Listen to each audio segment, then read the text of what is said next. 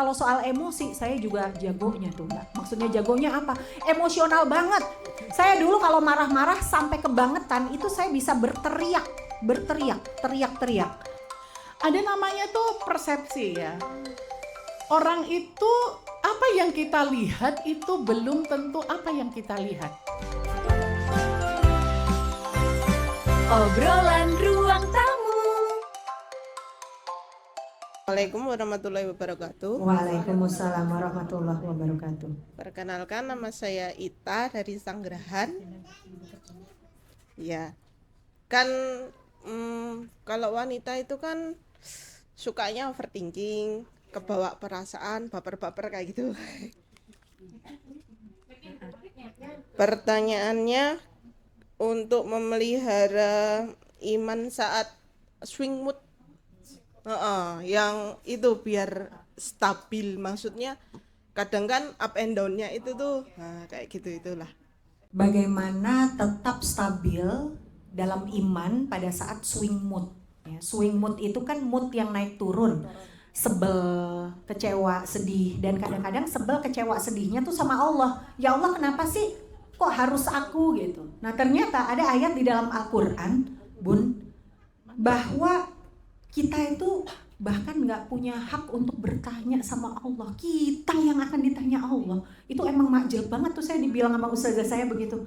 Mbak Ica, sebetulnya itu kan hanya pelampiasan pada saat kita di awal mendapatkan hal yang nggak enak aja kan ya. Jadi pada saat kita dapat musibah di awal atau hal yang nggak enak yang nggak sesuai dengan harapan kita kadang sebel, ya kan? Nah langsung kita bayar lagi dengan istighfar gitu aja. Jadi kalau kita marah sama Allah, kita langsung ngaca, lah ini makhluk ini penuh dengan keajaiban ciptaan Allah. Jadi ternyata karunia Allah itu masih lebih luas daripada musibah yang Allah berikan untuk pengingat kita gitu. Sehingga kalau saya moodnya semakin rendah, justru akan merugikan saya sendiri gitu Bun. Jadi caranya adalah kembali lagi bersyukur gitu, karena masih ada nih diriku gitu. Aku masih dikasih waktu dan itu rezeki terbesar kalau menurut saya gitu. Jadi mau musibah apapun yang Allah berikan, kalau kita masih punya waktu,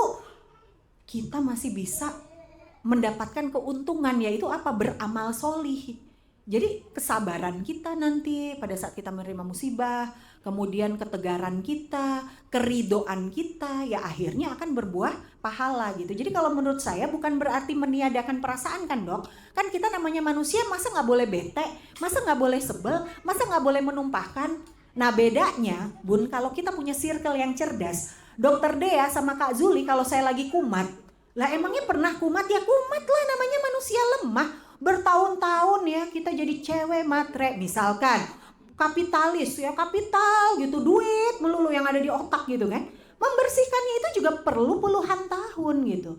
Kadang teorinya gampang, prakteknya kan butuh proses. Nah kalau kita punya sahabat-sahabat yang solihah, kadang-kadang overthinking kita lepasin tuh. Mereka cuman ya kowe ki kan lagi nganu wae kowe, ora apa-apa kowe ki wong apik, aku ki percaya kowe ki akan memilih hal-hal baik. Sebentar lagi kan kowe sadar meneh. Nah gitu loh. Itu gunanya circle yang baik, yang solihah loh Bun. Jadi pada saat kita swing mood, iman kita itu bertambah karena diingetin teman kita. Terus kita bisa ngingetin diri sendiri, ngaca itu tadi ya Ses. Kalau ngaca itu Masya Allah, punya mata, punya hidung, punya nyawa. Ini udah kenikmatan terbesar. Kita punya 5 triliun, misalnya ada malaikat maut nih. Mbak Ica, waktunya udah habis. Malaikat, saya punya 5 triliun, bilang sama Allah, saya minta waktu 5 jam lagi. 5 jam aja, gak bakal Allah itu terima 5 triliun saya. Artinya uang yang sebegitu besar kita miliki, harta benda, gak bisa membeli nyawa. Kan gitu ya Bun. Berarti gak mood-moodnya saya, selagi jengkel-jengkelnya saya nerima ujian, kok saya masih punya nyawa dari Allah. Saya bisa istighfar, saya bisa lurusin lagi niat saya punya Tuhan, saya bisa minta tolong, saya bisa berintrospeksi kira-kira yang mendatangkan musibah ini apa ya. Kalau bisa saya gak mau ulangin lagi gitu kan, karena gak enak nih dapat musibah kan gitu ya. Nah insya Allah imannya naik lagi Bun, itu kalau dari saya. Monggo Dokter Dea. Ya prinsipnya sama ya, seperti yang Mbak Ica sampaikan. Kita tuh kadang mood naik turun ya normal aja, apalagi kalau mau datang bulan ya bunda-bunda, aduh biasanya sudah pada magerin gini nih, ini bunda mau dapat, hati-hati ya. Ada yang suka ini Senggol Heeh, twing. kadang-kadang gitu perempuan suka kayak gitu ya, karena perempuan itu hormonal ya, kita tiap bulan memang seperti itu ada brand, tapi bukan berarti itu juga pembenaran gitu ya. Artinya selama tadi mood swingnya tadi juga tidak mengganggu kehidupan, ya itu bukan suatu gangguan. Makanya tadi latih tadi nafas lambat, olahraga. Bunda-bunda yang rajin olahraga, alhamdulillah saya biarpun gemuk-gemuk, insya Allah ini sekarang udah olahraga lagi Masya Allah, rutin. semangat dok. Iya Ini gitu. juga nih mulai nge-gym nih Kak Zuli nih. Iya. Oh, Oh, temen gym ya. Temen gym Iya. insya Allah. Jadi agendakan olahraga ya walaupun seminggu 2 atau 3 kali, karena itu ngebantu banget buat kita juga stabilin mood gitu ya. Gitu. Kena sinar matahari itu juga iya dok. Iya, Jadi aku kalau lagi sedih, kena sinar matahari itu happy. Datang ke kajian seperti ini, ngobrol sama teman-teman, itu Nah. buat perempuan terapi banget karena Iya. dopaminnya naik, itu bikin kita bahagia. Betul. Makanya kenapa saya Mbak Ica sama Mama Zuli itu dulu sebelum kita punya ORT itu kita suka ngedate makan siang bareng. Ya sebulan sekali sih karena saking sibuknya ya, sebulan sekali itu kita agendanya makan, ketemuan bertiga, ya ngobrolin apa aja, nyampah. Karena gini ya cosplay ustadzah tadi kan mau nyampah sama jamaah nggak mungkin Nggak kan. mungkin ustazah kok gitu. Saya juga dokter jiwa gitu, masa dokter jiwa gitu kan, kalau kita bertiga ini mah terserah, kita manusia biasa, Iya, jadi manusia kita mah biasa. nggak ada dokter jiwa, nggak ada ustadzah, enggak, kita iya, manusia, manusia kita biasa. perempuan, jadi milikilah circle seperti itu, tapi yang koridornya tetap ngebawa kita ke Allah, bukan yang toksik. Assalamualaikum warahmatullahi wabarakatuh. Waalaikumsalam warahmatullah. Ngobrolnya santai aja ya. Iya, Mas Makasih Ari, atas monggo. waktunya. Jadi gini, sebenarnya mungkin saya udah kenal dulu ya dengan Mbak Ica. Jadi mungkin Mbak Ica udah ngerti nih gitu. Sebenarnya masalahnya tuh sama Mbak Ica sih kurang lebih kita punya masa lalu yang sama gitu. Saya divorce gitu. Saya divorce dengan 2 orang anak gitu. Pada saat itu tahun 2020 saya divorce. Kemudian tahun 2022 itu saya kehilangan bapak gitu. Saya sempat mohon maaf ke rumah sakit juga dok untuk minta obat waktu itu. Tapi ketika saya divorce itu saya ya udah biasa aja karena mungkin sudah selesai gitu ya. Tapi ketika saya kehilangan bapak itu ngaruh banget gitu. Saya sempat ke dokter, saya minum obat. Cuman memang obat itu ternyata membuat kita itu ketergantungan gitu. Akhirnya saya stop dan alhamdulillah saya bisa. Nah, singkat cerita tahun 2024 itu saya baru mulai bismillah saya niatkan untuk berhijrah gitu. Itu saya ketemu sama seseorang gitu ya yang memang kalau saya bilang dia perantara ya Mbak Ica, saya pernah sharing dia perantara, dia yang ngingetin saya sholat, ngingetin saya ibadah dan sebagainya. Akhirnya saya bismillah di situ saya niatkan untuk berhijrah. Saya mulai datang ke kajian, saya mulai meninggalkan yang dulu karena mohon maaf mungkin saya juga dulu apa istilahnya belum berpakaian syar'i dan sebagainya gitu. Nah dengan saya berhijrah itu kan mohon maaf saya juga bekerja, saya berprofesi, lingkungan saya itu kayak mohon maaf ya sejak saya berpakaian syar'i itu terus banyak yang Hai Uhti, Assalamualaikum Uhti, Assalamualaikum Bu Hajah. Kemudian saya sering banget sekarang meng-share konten-konten yang menurut saya ya jalan dakwah saya di situ. Ketika ada konten yang positif menurut saya ya saya share gitu. Dengan saya datang ke kajian, alhamdulillah saya kenal teman-teman yang circle-nya Masya Allah itu berubah sekali gitu. Dulu yang ayo ngopi yuk, nongkrong yuk. Sekarang alhamdulillah udah nggak ada lagi ya. Sekarang circle-nya udah yang yuk kajian gitu. Nah, yang mau saya sharing sebetulnya gini dok, bagaimana saya itu menanggapi atau menyikapi ketika setiap ketemu, Hai Uti, Hai Haja, itu tuh kan kayak itu doa mungkin, tapi di satu sisi kan kita kayak aku belum begitu loh, aku belum sebaik itu loh gitu loh, karena mungkin beberapa orang melihat masa lalu saya yang dulu ya, zaman dulu, terus saya sekarang setahun langsung alhamdulillah bisa rapat nih istilahnya seperti itu. Kemudian apa sih kamu dikit-dikit pengajian sekarang udah nggak mau diajak nongkrong lagi gitu. Jadi saya itu lagi menata bagaimana saya harus menyikapi pertanyaan-pertanyaan seperti itu. Kemudian satu lagi pertanyaan, kapan nikah lagi? Nah, itu yang pertanyaan-pertanyaan itu yang itu mengganggu gitu loh. Cuman ya udah saya cuman ya mungkin itu doa itu aja gitu. Assalamualaikum warahmatullahi wabarakatuh. Oke. Assalamualaikum warahmatullahi wabarakatuh. Perkenalkan saya Vicky dari Sleman. Nah, Dok, yang mau saya tanyakan lebih ke pengelolaan emosi karena memang sebelumnya saya sudah didiagnosa sama Dokter Lia karena saya terkena depresi sedang. Padahal sebelumnya saya sudah pernah mencoba suicide sebelumnya. Di situ saya merasakan untuk mendapat hidayah belum ada, Dok. Tapi saya terus berdoa sama Allah. Cuman untuk memperbaiki pakaian itu, terus memperbaiki sikap, mungkin secara pelan-pelan ya, Dok. Nah, di situ saya sudah mulai berdoa. Nah, tapi kenapa hati saya tuh seperti belum terikat dan istiqomah gitu, Dok, untuk berhijrah. Setelah masalah itu terselesaikan, akhirnya saya kembali lagi ke yang sikap saya yang seperti yang dulu-dulu gitu loh, Dok. Nah, di samping itu ada masalah lagi. Ketika ada masalah lagi, nah ini yang saya didiagnosa depresi ini, Dok. Di situ tuh saya belum gimana ya? Belum pengen sih. Seperti belum dapat panggilan gitu loh, Dok. Karena merasa saya masih bisa menangani diri saya sendiri, tapi ternyata tidak. Nah, pertanyaannya bagaimana, Dok, saya menghadapi emosional saya di saat saya bekerja, mengikuti peraturan perusahaan, dan di rumah saya harus mengurusi keluarga saya. Seperti itu, Dok. Saya ingin sekali mendapatkan hidayah agar bisa istiqomah dan tetap hijrah gitu, Dok. Terima kasih. Assalamualaikum warahmatullahi wabarakatuh. Oke, saya mau nanggepin dulu yang masalah obat ya, Mbak. Soalnya takut mispersepsi nih.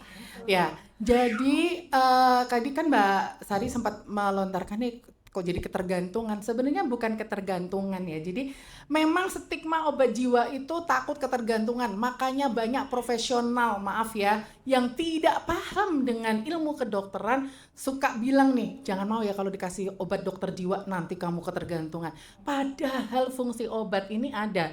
Gini ya, ada orang yang kita sudah kasih konseling, sudah kita psikoterapi, tapi susah banget berubahnya. Kenapa? Karena otaknya itu kaku lah istilahnya. Maka fungsi farmakoterapi atau obat itu buat ngelemesin otaknya ini loh. Jadi ada namanya neurotransmitter ya. Neurotransmitter ini yang nggak seimbang. Sehingga kenapa orang bisa cemas, bisa depresi, bisa gejala yang lain gitu ya. Ada loh orang itu misalnya OCD, Obsessive Compulsive Disorder. Jadi biasanya orangnya itu nggak bisa lihat yang nggak rapi. Ya, jadi miring sedikit. Ya, kalau punya temen nih ya datang ke rumah, itu kok lukisanmu tuh miring kayaknya 1 derajat kurang begini deh. Nah, Jangan ya. nyindir banget dong, jangan nyindir. Oh, ini bukan nyindir, ini cerita memang pasien-pasien begitu gitu. Atau sandal itu orang OCD nggak bisa tuh lihat sandal nggak rapi ya, jadi ditata sama dia gitu. Atau semua Aku apa ya? biasanya kalau pokoknya- di rumah vas bunga, Dok, tak benerin ini. Oh gitu. ngapain, Atau cuci tangannya berkali-kali. Saya punya pasien OCD tuh kalau mau sholat susahnya minta ampun. Kenapa? Wudhunya bisa berkali-kali. Jadi sampai sejam itu wudhu doang. Ya kan menyiksa ya, itu penyakit. Nah, nggak, ini contoh-contoh aja gangguan-gangguan jiwa. Nah, jadi bukan ketergantungan, tapi kebutuhan. Nah, sebenarnya obat itu bisa di tapering off. Gini, di tapering off tuh turun dosis dan bisa juga berhenti, tapi tergantung kasusnya. Kapan tapering off atau turun dosis?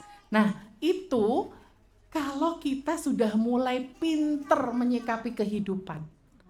Makanya pasien suka tanya, dokter Dea, saya selesai obat kapan? Kalau udah makin pinter, hah? Maksudnya saya suruh sekolah lagi? Bukan. Kamu suruh belajar tentang kehidupan. Kalau kamu sudah pinter menghadapi kehidupan, obatnya saya turunkan. Gitu. Ya itu saya melaruskan. Soalnya nanti takutnya jadi salah ya persepsinya. Kemudian tadi menyikapi ya Mbak. Nah dalam Islam kita itu sebenarnya punya bagaimana cara bergaul ya dengan, maaf ini lawan jenis atau sama-sama perempuan yang ngomong-ngomong, hey Uti. Perempuan. Perempuan atau laki-laki itu aja jawabannya. Oh keduanya. Oke. Kalau itu laki-laki, Mbak, kalau bukan muhrim itu cukup ya hey Uti, hai gitu aja. Bahkan kita tuh nggak usah pakai nada hai, nggak usah gitu juga. Kalau sesama perempuan sih Mbak buat bercanda, hai Uhti, hai alhamdulillah gitu. Kalau laki-laki memang nggak usah direspon, Mbak bukan muhrim juga. Jadi kalau dia assalamualaikum Uhti, waalaikumsalam, gitu aja. Nggak perlu ramah, nggak perlu gitu. Jadi memang beda ya lah ke lawan jenis dengan yang teman perempuan. Jadi nggak perlu waalaikumsalam, nggak usah kalau nggak usah begitu ya, karena bukan muhrim. Nah kalau menjawab tadi kapan nikah lagi, saya manut Allah, udah selesai Mbak. Nggak usah jelasin tentang hidup kita, itu bukan urusan mereka. Capek kita Mbak, karena kita nggak bisa ngendaliin mulut orang. Jadi itulah ujian kesabaran, ya kan? Ujian kesabaran, Masya Allah. Berarti temanku ini perhatian, biarin mereka itu perhatian atau entah apa, kita berpikir aja, oh perhatian. Doain ya, oh saya sih manut Allah. Udah selesai, gitu. Jadi nggak perlu kita, jadi gini loh ya, jadi gini loh. Ada namanya tuh persepsi ya. Orang itu apa yang kita lihat itu belum tentu apa yang kita lihat. Aduh, nggak ada contoh ya. Misalkan ini gelas saya isi air, saya masukin sendok lurus. Kelihatannya sendoknya lurus atau bengkok? Bengkok. Itu namanya bias. Maka kita itu tidak perlu, jadi kita mendengar atau melihat itu belum tentu seperti apa yang kita dengar. Misal apa ya, orang main tiup-tiupan gitu ya, wah suara mobil itu, suara motor, nggak taunya orang niup kaleng. Tahu, paham maksud saya? Jadi kita nggak ngerti loh, orang tuh nanya itu maksudnya apa. Iya, kadang daripada nggak nyapa Mbak Sari, kapan nikah lagi? Nggak punya bahan Mbak, Iya, betul. nggak punya Basa-basi. bahan, jadi nggak perlu dipikir panjang. Manut Allah aja, doain ya, udah, gitu aja. Itu lebih positif. Itu lebih positif dan menenangkan hati kita. Salah nggak kalau saya mengambil sikap dengan menjaga jarak? Menjaga jarak kalau memang itu toksik ya. Boleh aja, itu bagian dari kesehatan mental juga. Seperti saya pernah cerita di salah satu episode tentang bagaimana Rasulullah bersikap kepada Wahsy yang membunuh pamannya. Ya, walaupun Rasulullah itu menjaga jaraknya, terus kemudian bisa memaafkan, dan Rasulullah itu penuh kasih sayang. Walaupun Rasulullah sempat menjaga jarak dengan Wahsy itu tetap bisa merasakan kasih sayang Rasulullah. Itu nggak apa-apa menjaga jarak untuk menjaga diri kita daripada kita jadi overthinking atau apa, boleh, tapi bukan memutus tali silaturahmi. Dan saat kita siap untuk ngobrol ya kita ngobrol gitu, sambil kita berproses untuk belajar. Itu yang mungkin nanti yang Rasulullah tuh sampai bilang gini, aku memaafkanmu tapi jauhkan wajahmu sementara ini dari pandanganku gitu. Jadi sebenarnya boleh juga kita jaga jarak biar nanti dia juga introspeksi, kenapa nih, mungkin kawanku nggak nyaman, ada perkataanku yang nggak sesuai loh. Kita harusnya kan kita saling peka ya terhadap kawan ya gitu. Nih kayaknya nggak nyaman, nggak usah ditanyain misal ya. Gitu. Itu memang kita butuh empati dan kepekaannya nggak sih teman-teman ya. Yuk berikutnya Mbak Ika ya tadi ya. Kalau dalam Islam nih Mbak, sebetulnya kita bisa lebih mengentengkan pikiran ya, karena ada syariat yang mengatur sebetulnya bekerja itu mubah, boleh. Jadi nggak usah kita terlalu takut terhadap hal-hal yang memang masih dibolehkan oleh Allah gitu kan. Boleh, ya nggak apa-apa gitu. Jadi yang saya pelajari sama Kak Zuli pelajari, yang sama Dokter Dea pelajari, kayaknya sih sumbernya sama. Jadi bahwa bekerja itu mubah, bekerja itu hukumnya boleh. Jadi banyak dalil yang menunjukkan bahwa Bunda Khadijah, Bunda Aisyah itu bukan orang, bukan perempuan yang kemudian menutup diri dari dunia luar. Bunda Aisyah dia mengajar, tetapi khusus untuk istri Rasul, beliau mengajar kalau muridnya cowok dengan tirai. Jadi di balik tirai kalau mau nanya-nanya nggak ketemu langsung. Tapi kalau buat manusia biasa, saya mempelajari syariat Islam memperbolehkan laki-laki dan perempuan berinteraksi dalam 3 bidang.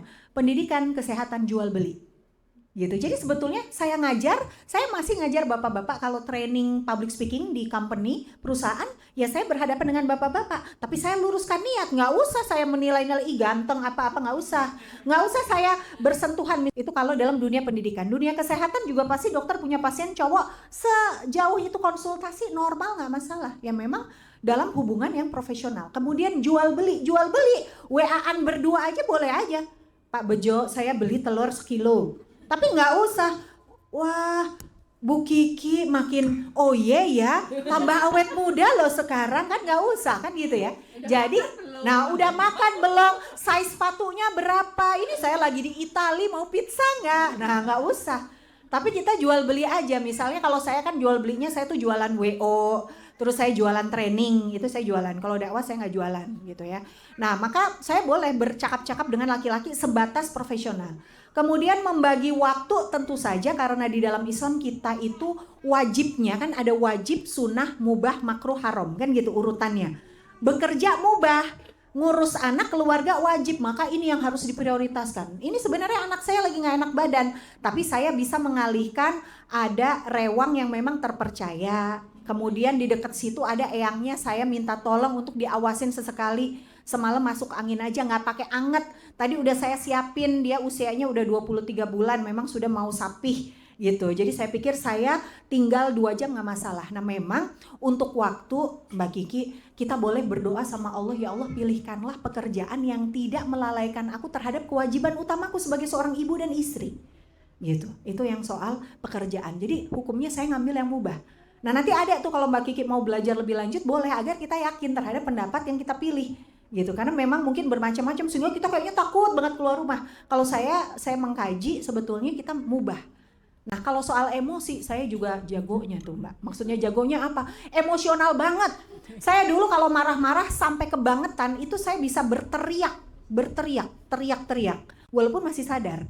Tapi itu mengganggu hubungan di kantor. Jadi saya waktu itu juga minta pertolongan. Waktu itu ada dokter kan di kantor, coba deh lo banyak olahraga gitu. Terus juga gini, kalau kita marah itu kan sebetulnya ada penyebabnya gitu kan. Nah ini memang harus dikurangi nih sebab-sebabnya. Misalnya kalau di rumah nih, Dek kan udah mama bilang tadi jangan, nanti kalau menguji kesabaran mama bisa teriak-teriak loh ini gitu loh. Misalkan saya akan ngomong begitu dulu tuh ke keluarga, itu keluarga. Kalau di kantor pernah 1 kali 2 kali ketelepasan, tetapi alhamdulillah bukan sampai yang mencelakai. Karena saya punya kasus teman saya, dia dia penyiar, dia salah baca, mau dicekek sama produsernya. Nah, kalau emosinya kita itu tidak destruktif, ya nanti akan kategorinya nanti dokter Dea akan menjelaskan. Jadi emosi yang sampai destruktif mengganggu gitu loh dok, karena ada kawanku dia penyiar, dia salah baca prompter, tapi produsernya tuh terlalu emosional berlebihan, marahnya tuh sampai nyekek. Nah itu bahkan bisa sampai aduan delik pidana gitu kan. Kalau saya waktu itu pernah memang ketelepasan, saya nada tinggi, tapi itu sudah cukup juga membuat saya introspeksi. Akhirnya cara mengurainya adalah menahan, dan menahan itu prosesnya juga banyak Mbak Kiki. Pakai anxiety dulu, jadi jatuhnya ke asam lambung karena saya menahan marah. Nah lama-lama nih ternyata di usia 40 ini saya kalau kayak gitu lagi, maksudnya suara tinggi, badan saya yang gak enak sekarang. Tapi anxiety-nya sudah berkurang gitu, karena tadi memperbaiki juga pola makan. Kemudian yang tadi yang magnesium, ium itu saya tambah-tambahin tuh kalsium, vitamin D itu. Nah kemudian memperbaiki pola pikir, la takdob walakal jannah. Jadi kata Rasulullah ini nggak tahu ya agak beda atau bagaimana, nanti kita tanyakan juga ke dokter Dea. katanya kalau kita emosi itu harus dikeluarin, katanya gitu. Kalau dipendam jadi penyakit. Padahal kata Rasulullah, la takdob walakal jannah, janganlah marah. Jadi justru ditahan. Nah itu saya tanam tuh. Nah sekarang saya kalau marah-marah nggak jelas, badan saya nggak enak Mbak Kiki. Jadi kayak udah alarm duluan. Nah akhirnya emosi itu terkendali dengan sendirinya karena badan saya udah kasih alarm ke saya sekarang gitu. Nah maka saya bersemangatnya itu dalam dakwah, pas lagi ceramah gini kan memang ada Meletup-letup retorika, ya? naik turun meletup-letup. Tapi kalau udah sama anak-anak sama suami yang aku udah berserah Tinggal kepada capeknya. Allah, astagfirullah gitu. Paling kalau mau marah paling gini, astagfirullah. Tapi ya udah, gue udah cuman gituan. Habis itu saya bersihin, misalnya apa jatuhin apalah atau kenapa lah. Minimal yang gitu. dikeluarkan zikir ya Mam. Iya, ya. walaupun ternyata kadang-kadang oktav tinggi. astagfirullah. Oke, sedikit lagi Dokter Dea dan Oke, satu pertanyaan lagi. Oke, singkat aja ya karena waktunya udah siang. Jadi gini, ya secara teori kesehatan mental memang emosi itu satu ya, kita harus validasi, artinya mengakui, oh ini mengenali emosi kita, oh ini aku marah, oh ini aku sedih. Itu diterima emosi itu ya, karena kita manusia, kita boleh ada perasaan itu. Tapi kemudian kalau kita udah belajar, ekspresinya tadi gimana? Kalau ditahan memang benar akan kerasa itu ke tubuh. Ekspresinya berarti harus ke yang positif. Kalau ibu-ibu suka saya sarankan masuk kamar mandi, bawa sabun pel, bawa sikat, kosek kamar mandi. Kosek WC Bu ya. Bu, tapi itu kamar mandi saya bersih, bukan seringkali saya gosek, dikiranya saya Aman deh Dok. yang gosek ada sih. Aman. Kasihan soalnya banyak. Ya, jadi kalau ibu-ibu silahkan kosek kamar mandi. Kalau kamar mandi cuma 1 sampai udah kinclong, dapur dikosek iya, boleh. benar. Boleh, karena itu mengekspresikan emosi marahnya nggak apa-apa. Pakai Iya. bersih-bersih rumah. Betul. Ya. Keren nih. Padahal ya. Atau biasanya kalau bapak-bapak saya suruh pasang itu apa namanya? Sak-sak tinju. Oke, iya Saya betul. bilang, beli aja Pak samsak, gantung di rumah. Jadi kalau bapak marah, Tinju itu aja tinju aja. Kenapa? 1, anak lihat, oh bapakku rajin olahraga. Padahal lagi ngambek ya. Padahal dia lagi marah sama istrinya. Asal jangan ke bawah. Iya. Jadi samsak yang Iya, makanya tak suruh pasang samsak tinju itu supaya tersalurkan. Jadi dia nggak ngamuk ya, tapi energinya udah habis tuh buat nyantemin samsaknya. Masya Allah. Itu sih salah satu cara. Atau olahraga tadi, atau pola nafas, dikombinasi juga boleh. Pola nafas kok nggak ngebantu, ya berarti masuk kamar mandi tadi bawa sikat gitu ya. Iya, Oke, oke. sikatnya begitu ya. Baik, Oke. kalau kurang jelas nanti bisa simak OTR di setiap YouTube kami juga ada, Iya. kita bahas itu semuanya. Terakhir, Saya langsung aja dokter. Mbak Elis dari ya. Jadi saya yang mau tanyakan, saya langsung gimana caranya menghilangkan doktrin dari entah dari pasangan atau dari orang tua atau dari siapapun yang dekat dengan kita, dan itu sudah bertahun-tahun. Jujur doktrin yang ada di kepala saya itu sangat menyakitkan. Saya terkadang saya ikhlas, saya merasa lepas, udah gitu aja. Tapi terkadang ada suatu saat saya merasa saya nggak ridho, saya nggak ikhlas, karena saya merasa saya udah melakukan segala hal, tapi kenapa saya diperlakukan seperti ini? Saya selalu minta sama Allah, kalau memang itu adalah keburukan buat saya, tolong jauhkan. Itu aja sih, kayak gitu. Jadi Mbak Elis memang nggak mudah ya kita hidup berdampingan dengan berbagai macam manusia ya. Ada keluarga, ada teman, ada rekan bisnis dan lain sebagainya. Bisa jadi ada mispersepsi dan lain sebagainya. Aku tuh nggak kayak gitu, tapi kok dibilang kayak gitu, dan itu jadi doktrin. Apakah itu juga terkait dengan bully, yaitu semi bully kalau menurut saya ya. Saya dulu juga hampir pernah merasakan hal yang sama Mbak Elis. Saya ngerasa di doktrin saya itu dianggap seperti seseorang yang saya nggak mau dianggap seperti itu.